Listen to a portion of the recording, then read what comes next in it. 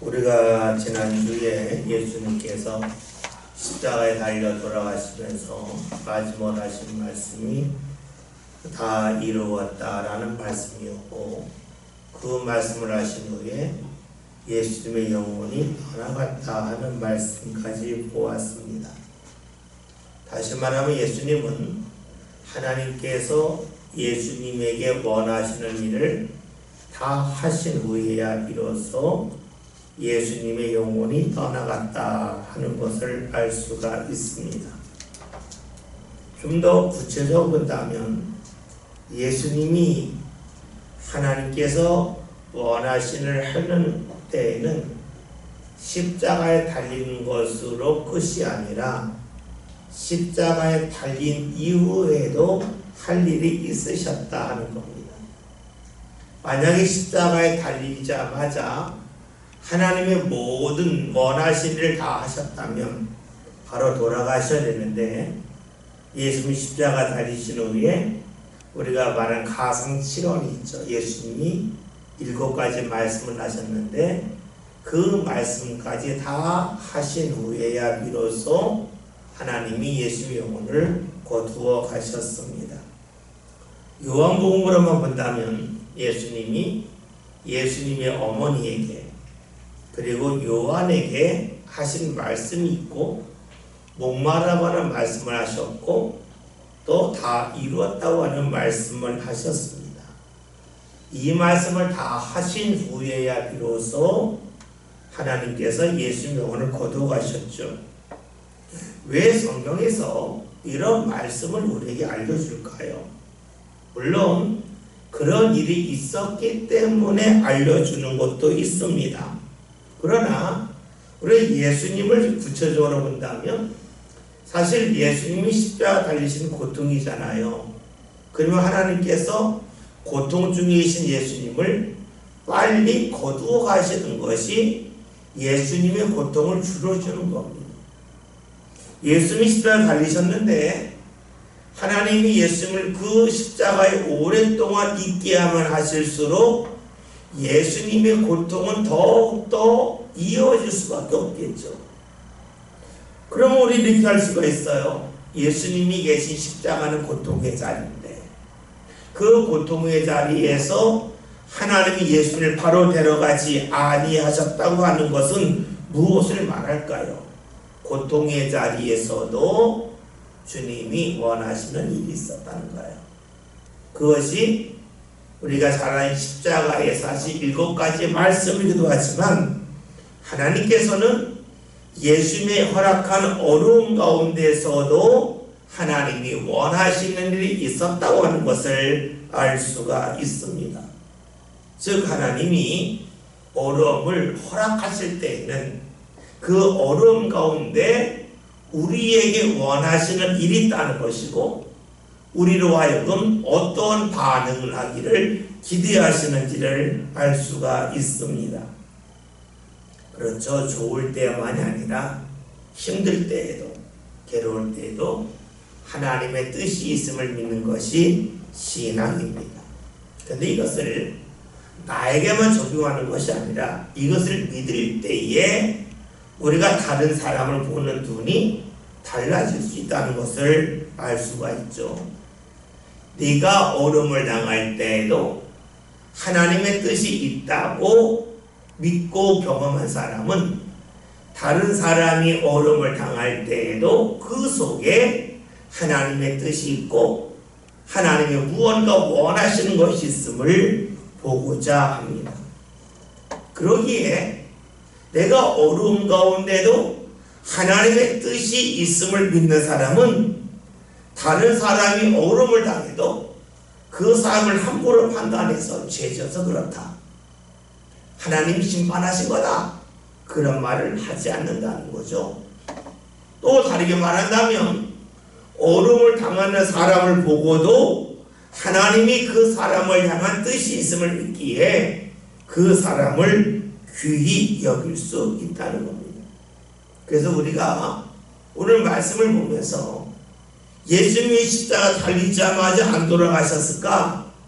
그 고통의 자리에서 왜 하나님이 바로 그 영혼을 거두가지 아니하시고 그렇게 계속해서 십자가 달리게 하셨을까? 예수님 말씀하시기를 다 이루었다. 십자가에서 하실 말씀 다 하셨다는 거고, 십자가의 고통 속에서 하나님이 원하신을 다 이루었다는 것이죠.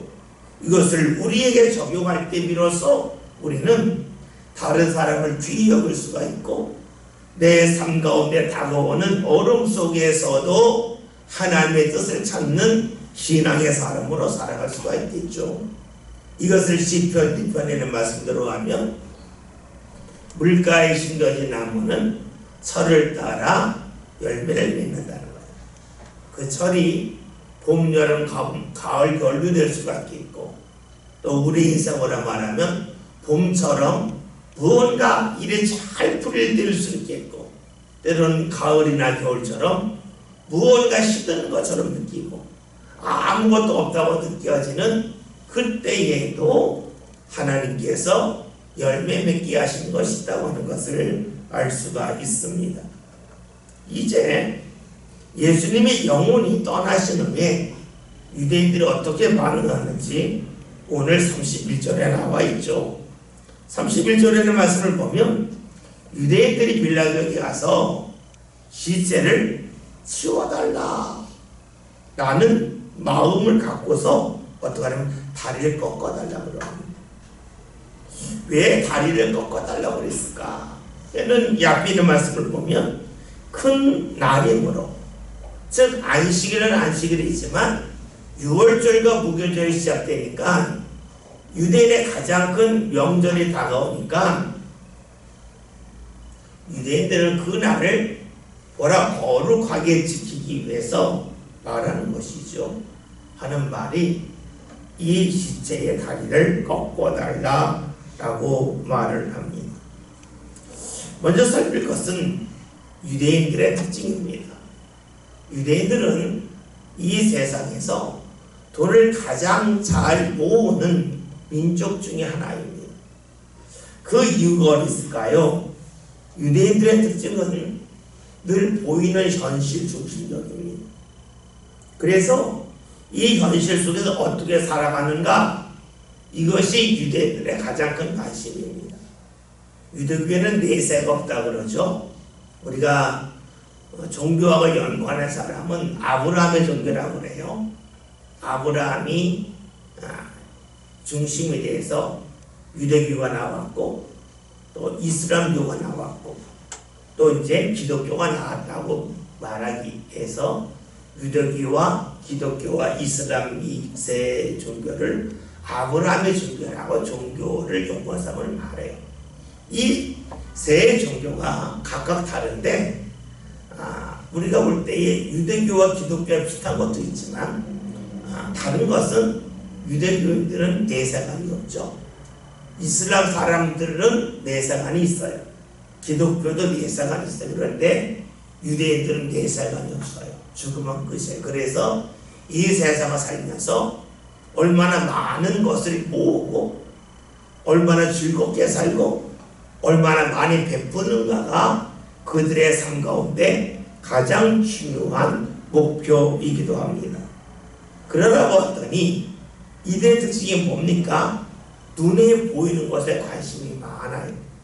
그래서 예수님 당시에 그 유대인들이 예수님을 따라다닐 때에 어떠한 표적이 있는가, 여기에 관심이 많죠. 우리에게 보일 표적이 무엇입니까? 우리에게 어떤 표적을 보여주세요. 늘 이런 마음을 갖고 예수님을 따라다녔죠.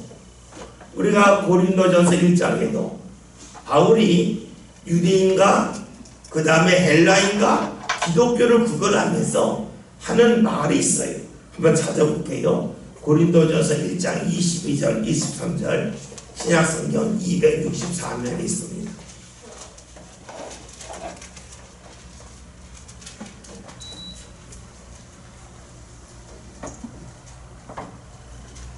신약성경 264면 고린도전서 1장 22절 23절 다 같이 했습니다. 유대인은 표적을 구하고 헬라인은 지혜를 찾으나 우리는 십자가에 못 박힌 그리스도를 전하니 유대인에게는 거리끼는 것이요 이방인에게는 미련한 것이로되. 아멘. 기독교에서는 십자가를 전하는데 그 유대인들이 볼 때에는 거리끼는 거라는 거예요. 자신이 죽었기 때문에, 또 그들은 내사관이 없기 때문에 그래요. 그러니까는 유대인의 특징은 표적 눈에 보이는 것에 집중합니다. 그래서 오늘날 어쩌면 가장 현실적으로 사는 사람들이 유대인일 수도 있습니다.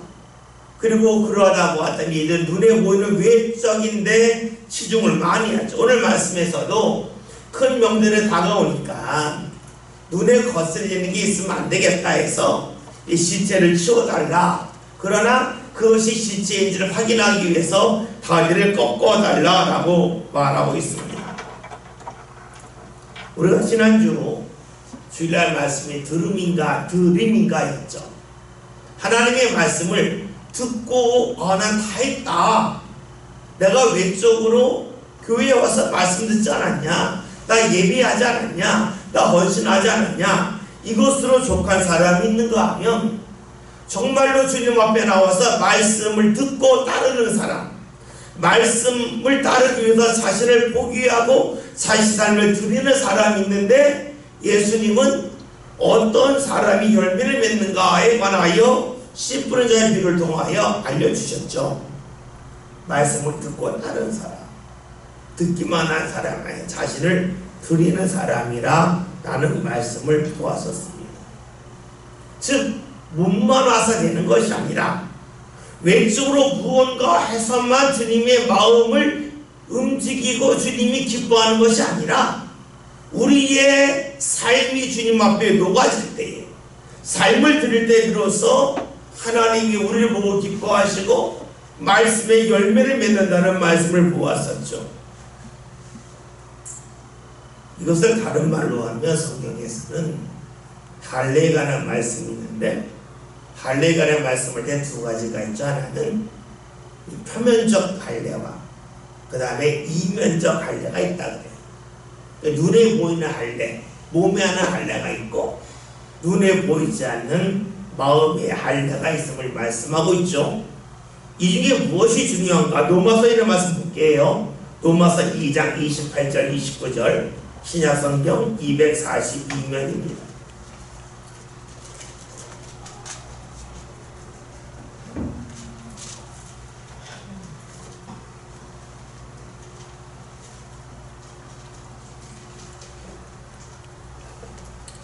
예, 신약성경 242면 로마서 2장 28절 29절에는 말씀을 다 함께 봅니다. 무릇 표면적 유대인이 유대인이 아니요 표면적 육신의 할례가 아니니라. 오직 이면적 유대인이 유대인이며 할례는 마음에 할지니 영이 있고 율법 조문에 있지 아니한 것이라. 그 칭찬이 사람에게서가 아니요 다만 하나님에게서니라. 아멘. 이것은 몸의 할례를 했지만 마음의 할례를 하지 않았다면 하나님이 받지 않는다 하는 것이래요. 즉 외적인 할례를 했지만 자신의 마음을 잘라서 하나님 앞에 드리지 못하였다면 하나님이 받지 아니한다는 것이 되겠죠. 오늘 말씀을 보면 큰 안식일이 다가올 때에 유대인들이 이제 십자가 달린 시체를 치워달라고 합니다. 눈에 보이는 정결에 관심이 있었죠. 이들은 자신의 마음의 정결에 대해서는 관심을 갖지 아니했습니다. 이들이 예수님을 십자가에 못 박은 이유도 여기 있죠. 예수님은 눈에 보이는 그런 예배가 중요한 것이 아니라 하나님이 원하신 예배 드리는 것이 중요하다. 우리가 하나님 앞에 기도할 때에 누가복음 18장에 나와 있는 바리새인처럼 사람에게 보이기 위한 기도하는 것이 중요한 것이 아니라 하나님 앞에서 자신의 부족함과 나약함을 고백하면 기도가 중요하다. 즉 외적인 할례가 아니라 내적인 할례가 나여 말씀을 하셨고 이것을 유대인들이 싫어했어요. 하나님이 외모가 아니라 중심을 보신다는 그 주의 말씀을 싫어했던 거죠. 우리는 신앙생활 할 때에 외적인 것도 중요하겠지만 더 중요한 것은 내적인 거예요. 다시 말하면 본질이죠. 우리 신앙의 본질이 무엇입니까? 우리가 구원받는 것은 행위가 아니라 은혜로 가능하다는 거예요. 그리고 그 은혜의 한 가운데 무엇이냐면 십자가와 부활이 있습니다. 우리는 아무리 선하게 산다 한들 그것이 하나님의 기대를 충족할 수 없음을 믿고 있습니다. 이것이 신앙의 가장 기본입니다. 그래서 믿음의 사람들, 신앙을 가진 사람은 하나님 앞에서 늘 부족함을 알기 때문에, 은혜로 구원받음을 알기 때문에 결코 자신을 자랑할 수도 없고 자신을 주장할 수 없다고 하는 것이 신앙의 가장 기본이요 출발입니다. 그런데 유대인들은 그런 내적인 신앙보다는 눈에 보이는 것에 초점을 맞추다 보았더니 자신들이 원하는 안식일을 잘 지키기 위하여 눈에 보이는 것을 치우려 합니다. 그래서 시체의 다리를 꺾어달라 그래요. 다리를 꺾는다고 하는 것은 다른 말은 망치를 갖다가 무릎이나 이 또 복숭아 밴드를 이렇게 으깨서 두셔서 그러한 피가 쭉 빠져나오게 함을 통해서 이제 빨리 죽게끔하는 그런 것을 말하겠죠. 32절, 33절 오늘 말씀 함께 보겠습니다. 그들이 가서 예수와 함께 꺾인 첫째 사람과 또 그 다른 사람의 다리를 꺾고 예수께 이르러서는 이미 죽으신 것을 보고 다리를 꺾지 아니하고. 아멘. 우리나라가 그 상을 보면 사람들이 죽을 때에 이렇게 참수형 당하는 건, 참수형이라고 하는 게 목이 배임을 당하는 거잖아요. 그 죽을 때에 옛날 사극을 보면 망나니 춤을 추고 죽이잖아요. 그래서 죽기 전에 사람들이 망나니한테 가서 이렇게 돈을 주잖아요. 왜 돈을 주냐면 빨리 죽게 해달라. 칼을 잘 갈고 그리고 급소를 찔러서 한 번에 죽게 하면 좋겠다. 만약 그렇지 않고 무기칼로 급소 아닌 데를 이렇게 베게 되면 빨리 안 죽고 아주 고통스럽게 죽으니까 사극 같은 데 보면 망나니한테 가서 돈을 주죠. 돈을 주면서 빨리 죽게 해달라. 당신이 칼을 쓰는데 큰 고통 없이 빨리 죽게 해달라 라는 그런 것을 가는 봅니다. 마찬가지로 그 당시에 십자가에 달린 사람들의 그 가족들도 역시 그랬다는 거예요. 십자가에서 너무너무 오랫동안 고통을 당하며 죽게 되니까 빨리 죽게 해달라는 거예요. 그러니까 돈을 줘야 그 일을 합니다. 그러면 지금 유대인들이 로마인들에게 다리를 꺾어달라라고 할 때 빨리 죽여달라는 것인데, 이것은 뭐예요? 로마인들 군인들이 할 수도 있고 안 할 수도 있는데 해달라고 할 때는 그냥 해달라고 하지 않았겠죠. 나름대로 아마 뒷거를 하면서 돈을 줬을 거예요. 그런데 말씀을 보면 그 로마 군인들이 이제 죽이기 위해서 예수 옆에는 두 강도 다리를 꺾습니다. 그냥 망치로 쳐서 피가 쭉 빠져서 죽게끔 하죠. 그런데 예수님에게 그렇게 하지 않아요. 예수님이 죽은 걸 알았기 때문이죠. 이미 돈을 받았는데 굳이 자신들의 망치라는 수고할 필요가 없다 하는 마음을 가졌기 때문일 것입니다. 그래서 그런지 예수님이 돌아가실 때에 좌우편에는 강도는 다리를 꺾었지만 예수님의 다리를 꺾지 않았기 때문에 예수님에 대한 믿음을 부정하려고 하는 이들은 예수님이 죽은 것이 아니라 기절한 거다라고 주장하기도 합니다. 왜냐하면 옆에 있는 두 강도는 다리를 꺾어서 죽은 것으로 확인했는데 예수님은 죽지 않았냐라고 말하는 거죠. 그래서 예수님이 십자가에서 죽었다가 다시 살아난 것이 아니라 예수님이 잠시 기절했던 것이고, 기절했던 예수님을 제자리에 꺼내왔기 때문에 그것을 사람들이 부활로 착각하는 거라고 말하기도 합니다. 참 묘한 것은 안 믿으려고 하는 사람들은 어떻게 써든지 압니다. 믿으려고 하는 사람은 어떻게 써든지 믿습니다. 그런데요, 우리가 말씀이 33절은 끝나는 게 아니죠. 34절을 볼까요? 함께 말씀을 봅니다. 그중 한 군인이 창으로 옆구리를 찌르고 피와 물이 나온다. 아멘. 말씀을 보면 군인이 창을 찌르는데 놀랍게도 옆에로 두 강도에게는 찌르지 않고 예수님에게만 찌릅니다. 왜 그랬을까? 아마 상식적으로 우리가 추론해 본다면 이렇게 추론할 수가 있을 거예요. 예수가 안 죽었을 줄 모른다. 왜 안 꺾냐? 왜 두 사람은 다리 돈이 있으면 안 꺾냐? 라고 사람들이 야유를 퍼붓을 줄 몰라. 그러니까 이제 망치질 안 한 것을 가지고 다시 사람이 자존심 상할 내니까 창을 갖다가 찔러서 예수님이 죽는 것을 확인했을 거라고 추론을 할 수가 있습니다. 예수님이 죽었다고 하는 것을 분명히 보여주고 싶었기 때문이죠. 그런데 우리가 여기서 살필 것이 있어요. 안 믿는 사람은 아마 이 말씀을 읽어도 안 믿을 거예요. 우리가 마태복음 28장의 말씀을 보면 예수님이 맨 마지막에 제자들과 함께 있다가 하늘로 올라가시는데 그 자리에 있는 사람들 중에도 의심하는 사람이 있었다는 말씀이 있어요. 무엇을 말하냐면 안 믿는 사람은 끝까지 안 믿습니다. 그럼 우리는 안 믿는 사람을 보면서 왜 안 믿냐? 라고 말할 수는 있겠지만 왜 안 믿지? 라고 우리가 묻게 돼요. 그 반대 질문이 있죠. 저 사람은 안 믿는다는 왜 믿을까? 이런 질문이 생기잖아요.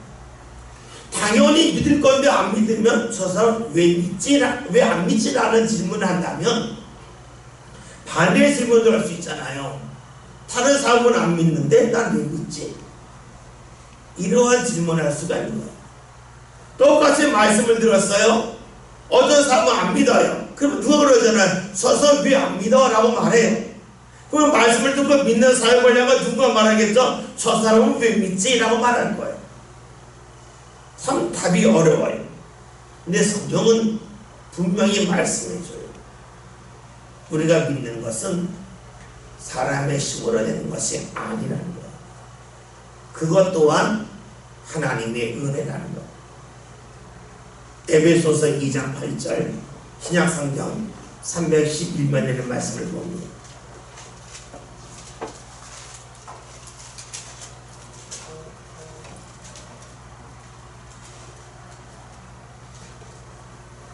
에베소서 2장 8절의 말씀을 다같이 봅니다. 너희는 그 은혜에 의하여 믿음으로 말미암아 구원을 받았으니 이것은 너희에게서 난 것이 아니요 하나님의 선물이라. 아멘.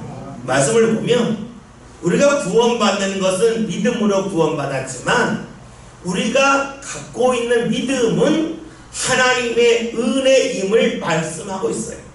그리고 우리가 가지고 있는 믿음조차도 하나님의 선물이라는 거예요. 은혜라는 말 자체가 값없이 주는 선물이잖아요. 성경은 우리에게 말씀하는 거예요. 우리가 하나님을 믿지만 믿게 되는 것조차도 사람의 힘으로 되는 것이 아니라 하나님의 은혜라는 거예요.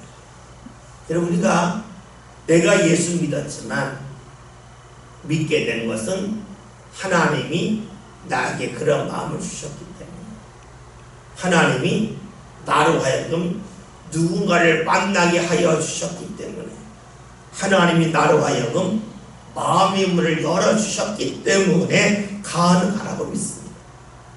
그래서 우리 기독교는 철저하게 하나님이 주시는 은혜가 중심입니다. 우리가 믿고 싶지만 잘 안 믿어지는 게 현실이잖아요. 믿고 싶다고 해서 믿어지면 다 믿게요. 잘 안 믿어져요. 그래서 우리에게 필요한 것이 간절함이죠. 우리의 간절함을 보시고 우리의 사모함을 보시고 주님께서 적절한 은혜를 주셔서 우리로 하여금 믿음을 갖게 하신다라고 볼 수가 있어요. 신앙은 철저하게 은혜가 중심입니다. 신앙이 일어나면 은혜가 아닌 나를 자랑하겠죠. 그러나 신앙은 은혜 중심입니다. 오늘 말씀을 보면 이제 군인이 예수님의 옆구리를 찔렀더니 피와 물이 나왔다라는 말씀이 있습니다. 이것은 일단은 사실이니까 기록했죠. 그런데 사실이라고 해서 다 기록하는 건 아니잖아요. 필요하기 때문에 기록하는 겁니다. 성경에서 피는 무엇을 말할까요? 우리가 잘 알고 있듯이 피에는 생명이 있다라고 믿어요. 그래서 우리가 구약시대에 제사를 드릴 때에 짐승의 피를 묻히는 이유는 하나님, 제가 죽어야 되는데 저 짐승이 대신해서 죽었습니다. 그 피를 보고 고백을 하는 거죠. 그런데 우리 시브리서 나와 있는 말씀처럼 이제 예수님이 오신 다음에는 모든 일들을 위한 한 번의 피 흘림, 그것이 있다는 거예요. 그래서 피 흘림이 없은즉 사함이 없다.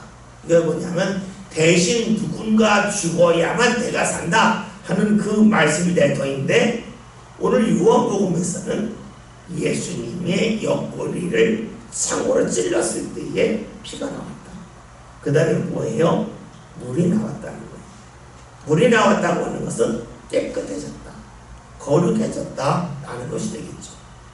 다시 말하면 피는 구원을 말한다면 물은 정결해짐, 거룩해짐을 말한다고 볼 수가 있어요. 그래서 성경을 아주 세밀하게 보시는 분들은 말씀을 읽으면서 왜 물과 피가 나오지 않고 피와 물이 나왔을까? 그 이유는 피, 먼저 구원을 받고 그 다음에 우리로 하여금 거룩해지기를 원하시는 주의 뜻이 있다고 해석하는 이들도 있습니다. 물론 해석은 자유지만 우리가 그런 말씀에 대한 해석을 보면서 설득력 있게 다가오죠. 왜요? 우리는 구원받는 데서 멈추지 않고 구원받은 이후에 주님을 닮아가는 거룩함이 우리 신앙의 목표이기 때문에 그래요. 즉 피의 구원함, 물의 거룩함을 우리는 함께 추구하기 때문이라고 볼 수가 있어요.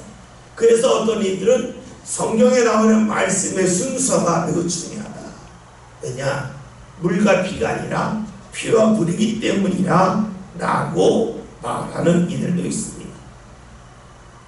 우리가 요한복음에 있는 말씀을 볼 때에 이런 말씀이 있었죠. 예수님이 수전절에 말씀을 전하셨는데 수전절, 그때는 겨울이다, 뭐 이런 말씀이 있었고, 또 요한복음 13장에서 예수님이 제자들의 발을 씻겨주신 후에 가룟 유다가 예수님한테 떠나갔는데 때가 밤이었다, 이런 말씀이죠.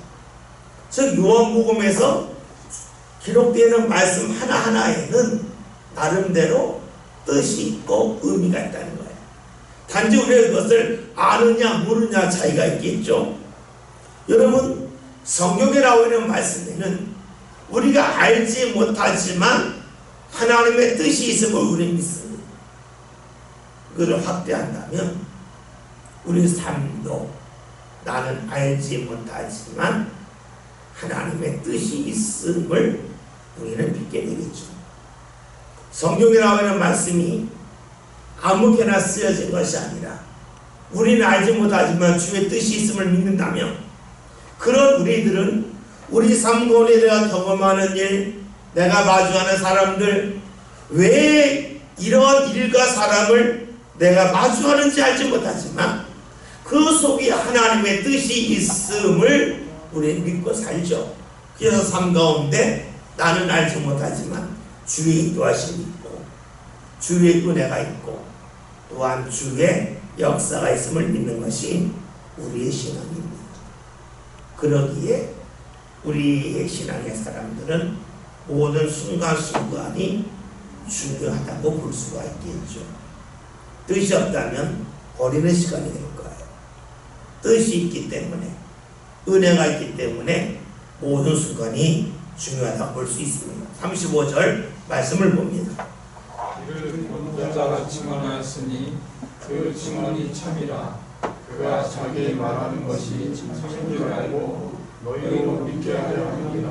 아멘. 앞에서 예수님의 다리를 꺾지 않았기 때문에 예수님이 기절했을 거다라고 여기는 사람들이 있지만, 요한복음에서는 예수님이 창의 찔림을 통해서 옆구리에서 이제 피와 물이 나옴을 통하여 예수님이 분명히 죽었음을 우리에게 알려주고 있습니다. 이것을 누가 증언하겠습니까? 가까이 있는 사람만이 증언할 수가 있습니다.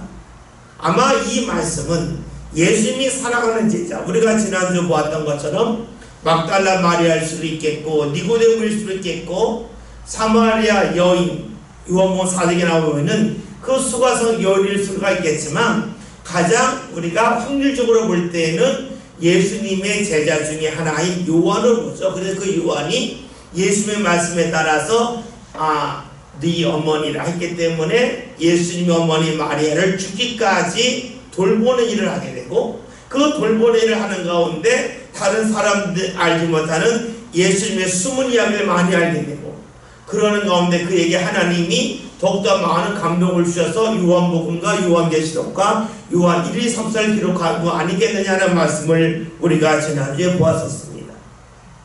달리 말하면 가까이 하였기 때문에 볼 수 있는 일이 있습니다. 멀리서는 볼 수 없겠죠. 만약에 예수님이 십자가에 달리실 때에 멀리 도망가서 멀리서 봤다면 예수님이 고개 떨구는 것은 보았을런지 모르겠지만, 예수님 옆구리에서 피와 물이 나오는지 어떻게 알겠어요? 가까이 있었기 때문에 보는 거예요. 멀리 있으면 볼 수가 없습니다. 그래요. 가까이에 있기 때문에 볼 수 있는 일이 있어요. 예수님이 시대에 달리셨을 때에 예수님 가까이 있었기 때문에 보는 거예요. 마찬가지예요. 우리가 하나님에 참여한다는 것은 무엇을 말할까요? 가까이서 보는 거예요. 그렇잖아요. 축구 경기가 있어요. 관중 속에서 보는 사람이 있고요. 경기장에서 함께 뛰는 심판이 보는 게 있어요. 관중 속에서 볼 수 없는 것을 같이 뛰는 심판을 볼 수 있어요. 이것은 무엇을 말할까요? 참여함을 통하여 다른 사람이 보지 못하는 것을 볼 수 있다는 거예요. 우리가 주일에 참여한다고 하는 것은 단지 내가 일을 했다 하지 않았다는 것만이 아니라 주님의 역사에 대하여 다른 사람이 볼 수 없는 것을 내가 보았다라고 볼 수가 있어요. 예수님이 십자가 달리셔서 옆구리에 창이 찔렸고 그로 인하여 피와 불이 났어요. 그걸 누가 봐요? 가까이 있는 사람이나 보는 거예요. 가까이서 보고 기록했어요. 이것이 얼마나 중요한지 모르고 기록했을는지 몰라요. 그러나 하나님이 기록하게 하셨기 때문에 기록했겠죠. 근데 이것이 나중에 어떻게 돼요? 예수님이 십자가에서 달려 돌아가신 것이 아니라 기절한 거나 라고 주장하는 사람들에 대하여 반박할 수 있는 말씀이 돼요. 놀랍죠? 자신이 이런 말씀을 기록할 때 이 말씀이 앞으로 어떻게 쓰임을 받을지 모르고 기록했지만, 하나님은 가까이에서 주인을 본 사람을 통해서 많은 사람들이 신앙에서 벗어나는 것을 막도록 인도해 주셨습니다. 이렇게 본다면 오늘 우리가 신앙일에 참여한다고 하는 것은 지금은 모르지만 나중에 시간이 지나면 보았을 때에 그 일을 기억함을 통해서 하나님께서 우리를 세우시고 우리로 하여금 다른 사람을 붙잡게 하여 주시는 은혜의 역사를 보여주실 수도 있음을 알 수가 있습니다. 가까이 있지 않았다면 볼 수도 없고 알 수도 없었겠죠. 오늘 우리들도 주님의 참여함을 통해서 예비함을 통해서, 기도함을 통하여, 헌신함을 통하여 우리들이 하나님의 역사를 좀 더 많이 알아가는 그러한 삶이 되면 얼마나 좋겠어요.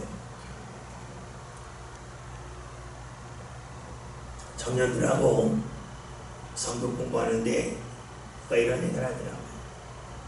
한 주 살면서 자기가 자꾸 분노가 치미는데 이 주체가 안 되더래요. 어떡할까 그러다가 CCM을 틀었대. 그러니까 복음성가죠. 틀어놓고 따라할 때 놀랍게도 자신의 마음이 잡힘을 경험했다는 거예요. 그러면서 힘들 때에 내가 찬송을 가까이 하고 하나님을 가까이 했더니 주님이 내 마음을 붙잡아 주셔서 평안함에 이르게 되었다고 하는 고백을 했습니다. 여러분, 이런 고백 누가 할 수 있어요? 가까이 주의 일에 참여한 사람이 할 수 있어요. 이런 사람이 어떻게 살아가요? 내가 내 힘으로 할 수 없을 때에 하나님을 가까이 하면 하나님이 나를 붙잡아 준다고 하는 믿음을 자연스럽게 가질 수가 있겠죠. 그래서 우리가 주일에 참여하는 것이 우리의 신앙의 삶에 큰 힘이 됨을 알 수가 있습니다. 따라서 최선을 다하여 주일에 참여하는 것이 우리에게 가장 중요한 일 중에 하나가 되겠죠. 36절, 37절 말씀 함께 봅니다. 주일이라는 것은 그 목표가 하나도 꺾이지 아니하리라 한 성경을 응하게 하려 합니다. 또 다른 성경에 그들이 그 찢은 자를 보리라 하였느니라. 아멘. 이 말씀은 뭐냐면 예수님의 다리를 꺾지 않은 말씀과 그리고 그 후에 창으로 예수님을 찔렀잖아요. 그거에 관한 말씀을 알려주고 있는데 그 일이 하나님의 말씀을 이루기 위한 하나의 과정이었다는 거예요. 그런데 봅시다. 당시 사람들이 이 말씀을 알고 있었을까요? 몰랐을까요? 몰랐겠죠. 왜 다리 안 꺾지? 왜 창으로 찌르지? 아마 그랬을 거예요. 그런데 나중에 이제 예수님이 부활하신 후에 이제 예수님이 구약에 있는 말씀은 나를 향한 말씀이라는 그 말씀이 기억나서 구약에 있는 말씀 막 찾다 보았더니 예수님에게 일어난 일들이 시편에 있는 말씀이 이루어졌다고 하는 것을 발견하게 된 거예요. 다시 말하면 어떤 일이 일어난 순간에는 이 일이 왜 일어났는지 몰랐는데 지내놓고 나서 믿음의 성장에서 보았더니 하나님의 말씀을 이루는 과정 중에 하나였음을 알게 되는 거예요. 여러분, 무엇이 신앙입니까? 이런 거죠. 일이 일어나는 그때에는 왜 이 일이 있는지, 왜 이런 일이 일어나는지 도저히 이해할 수 없는 거예요. 왜 3명의 강도 십자가 달린 이들 중에서 2명의 강도는 다리를 꺾고 왜 한가운데는 예수 다리를 안 꺾지? 사람들이 왜 야유하니까 3명 중에 예수님에게만 창을 찌르지? 도저히 이해할 수 없었는데 나중에 그 일을 기억하고 말씀을 읽다 보았더니 하나님의 말씀이 이루어지는 과정이었다는 거죠. 그래요. 왜 이런 일이 내게 일어나겠지? 우리가 다 아는 거 아니에요. 그런데 어느 날 우리의 믿음이 자라서 하나님을 가까이 하다 보면 그 일은 하나님의 뜻을 이루는 하나의 과정이었다 하는 것을 알게 되고 고백하게 되죠. 그것이 신앙입니다. 그래서 신앙의 사람은 그런 일을 몇 번 경험하면서 그 다음 어떻게 될까요?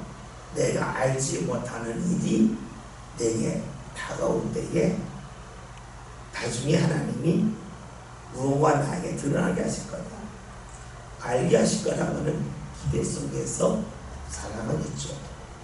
그러한 사람이 우리가 흔히 하는 말대로 성경의 말씀 인용하지 않습니까? 범사에 감사. 왜 범사에 감사할 수 있을까요? 이것은 억지로 되는 게 아니라 주님의 역사를 몇 번 경험하다 보면 나는 알지 못하지만 주의 뜻이 있어. 주께서 내 삶 가운데 알게 하시고 보게 하신 일이 있어 라고 하는 믿음을 가질 수 있다는 거야. 또 내 삶 가운데 어려움이 있을 때에 왜 어려움이 있을까? 하나님이 지금 내 모습을 가지고는 주님이 은혜를 주셔도 내가 받을 수 있거나 감당할 수 없기 때문에 그 은혜를 받게 하시려고 나를 다듬는구나 라고 고백할 수 있음을 보게 됩니다. 오늘 우리가 예수에 관한 말씀을 보았죠. 십자가 달리신 예수님의 다리를 꺾지 않는 일, 사고로 찌르는 그 일에 관한 말씀을 보면서 그때는 모르지만 지나면 알게 되더라. 그리고 또 가까이에서 내가 경험한 일이 왜 그 일을 경험케 하시지 알지 못하지만 지나고 나면 그 일을 통하여 그 경험을 통해서 하나님이 내 삶 가운데 허락하시는 주의 일이 있고 유익함이 있음을 보게 됩니다. 저와 여러분이 오늘 말씀을 보면서 이런 일이 있었대 여기서 멈추지 맙시다. 나도 주의 찬양해야지. 내가 지금 이해하지 못해도 하나님께서 언젠가 이를 통해서 주의 말씀이 이루어짐을 알게 하시겠지라고 하는 믿음 가운데 감사하며 주님을 찾는 저와 여러분이 다 되시길 바라겠습니다. 기도합니다.